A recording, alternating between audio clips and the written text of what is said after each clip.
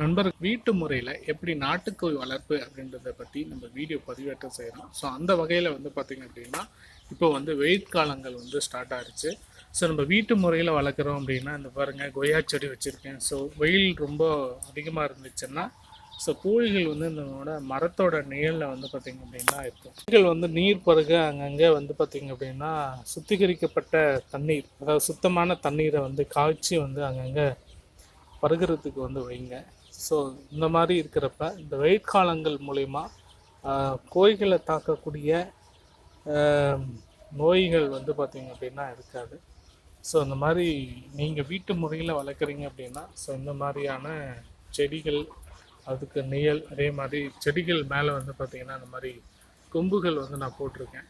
So அது எப்போல்லாம் rest எடுக்குதோ இந்த மாதிரிலாம் ஏறி வந்து பார்த்திங்க அப்படின்னா அது ரெஸ்ட் எடுக்கும்.